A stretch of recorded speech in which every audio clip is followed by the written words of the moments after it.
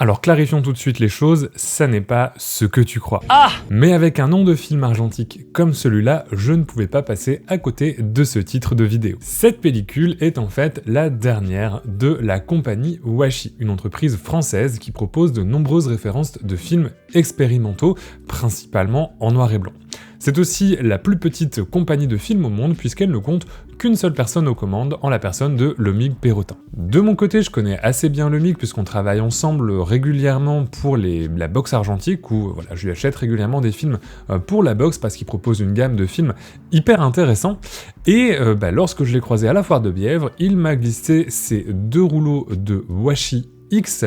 un film couleur, le seul de sa gamme et le dernier depuis longtemps. Bonjour à tous et à toutes, c'est Baptiste de MGK Photographie et aujourd'hui je te partage mon avis et mes premières impressions sur mes 2 premiers rouleaux de Washi X.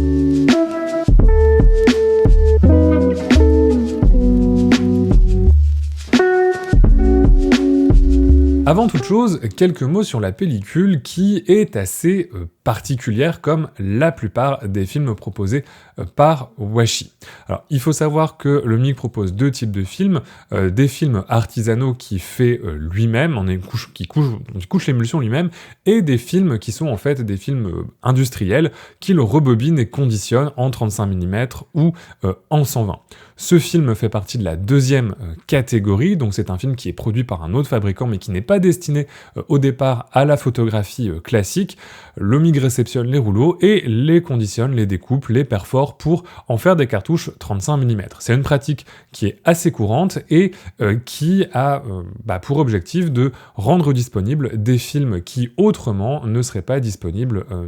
pour les photographes. Parce que contrairement à un film couleur classique, ce film n'a pas de masque, c'est un film qu'on va dire maskless, ça veut dire qu'il est totalement transparent, il n'y a pas de masque orange. Et si tu vois les négatifs par rapport à un film classique, tu vois qu'effectivement, même développé, ça n'a pas exactement la même chose. Ce qui permet à la fois de le développer comme un négatif, dans une chimie C41 classique, mais également on peut le développer en positif dans une chimie E6 et avoir des photos en positif. Alors pour cette première expérience, j'ai simplement fait en négatif parce qu'on était pendant les vacances et que les délais de 6 à mon labo étaient un petit peu élevés pour être dans les temps pour cette vidéo, mais pourquoi pas à l'occasion tester d'en faire des diapositives, ça peut être une manière assez intéressante d'utiliser également cette pellicule. C'est également un film sans ISO qui est donc parfait pour l'été et donc j'avais emporté mon premier rouleau en vacances au bord de mer et j'ai fait le second dans les rues de Lille. Toutes les images ont été prises avec mon fidèle Canon FTBQL et son 50 mm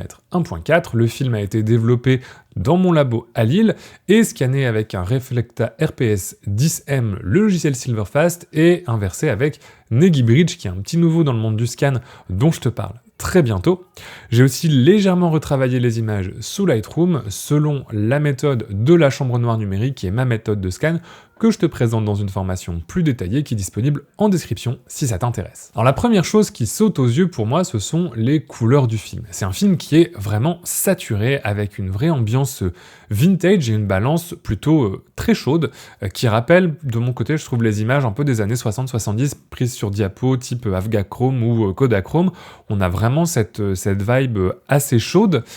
et des couleurs qui pop vraiment très fort une fois inversé correctement. En plus, je trouve que ça marche hyper bien avec l'ambiance de plage, cette ambiance vintage, on dirait vraiment des vieilles photos sur diapo. Je suis très heureux du rendu, c'était un peu un risque pour moi de partir en vacances avec un rouleau de film que je ne connaissais pas du tout, mais je suis content d'avoir pris ce risque parce que je trouve que c'est un endroit où je vais souvent en vacances et le voir au travers de ce rendu de film, c'était intéressant et je trouve que ça a plutôt très bien rendu. Pour être honnête, de mon côté, après inversion, les couleurs tiraient quand même fortement sur le rouge magenta, ce qui était un peu dérangeant, notamment sur les quelques images de portraits que j'ai faites avec cette pellicule. Mais après un simple réglage de la balance des blancs en automatique sur Lightroom, et pour certaines images, un petit ajustement des couleurs par canaux pour rééquilibrer un petit peu tout ça, on a vraiment un très chouette rendu qui ne gâche pas en plus l'esthétique du film. On garde cette chaleur et ce côté, cette ambiance un petit peu vintage qu'on a dans le film. Une fois rééquilibrées, comme c'est normal de le faire pour un film négatif, les couleurs restent vibrantes, riches, et on a notamment des rouges, des jaunes et des orangés qui sont très présents, et des verts et des turquoises qui sont assez vibrants, ce qui donne une palette hyper intéressante à ce film, dans les couleurs complémentaires et dans l'équilibre global des couleurs. On a vraiment cette ambiance un peu photo ancienne, avec cette chaleur qui est vraiment très agréable et qui surtout est assez différent des pellicules classiques proposées par Kodak et par Lomography. C'est vraiment un rendu qui est un petit peu unique et je trouve que c'est une bonne chose de voir comme ça revenir un peu de diversité dans l'offre en couleur en argentique. Et ce qui me frappe aussi sur ces images de ville, c'est qu'on a des couleurs qui sont assez saturées, mais un rendu qui est assez doux, assez pastel sur certains aspects. Je trouve qu'on garde un bon contraste, une bonne saturation, mais sans que ce soit trop agressif, ce qui est parfois le cas sur des films un peu saturés, des fois sur la Hectare, c'est un peu agressif les couleurs. Là, je trouve que ça reste modéré, il y a une certaine douceur qu'on garde, que je trouve très agréable pour la photo d'architecture et la photo de rue, et même pour le portrait. Ces couleurs, elles sont surtout dues au fait que le film est sans masque, et pour avoir déjà travaillé avec du film comme ça, couleur sans masque, j'avais notamment travaillé avec la Silbera, qui est aussi un film sans masque, ça peut être assez perturbant, notamment si ton labo travaille avec des vieux scanners comme des Fuji Frontier ou des Noritsu, parce que les logiciels de ces scans-là s'attendent à avoir un masque orange et des fois surcompensent les couleurs. Et c'est vrai que de mon côté, quand j'avais fait la comparaison entre les scans de ma Silbera que j'avais fait à la maison avec ma méthode de scan et les scans que j'avais eu des labos, j'avais eu des couleurs vraiment qui tiraient vraiment sur le rouge avec mes scans de labo, et des couleurs beaucoup plus équilibrées avec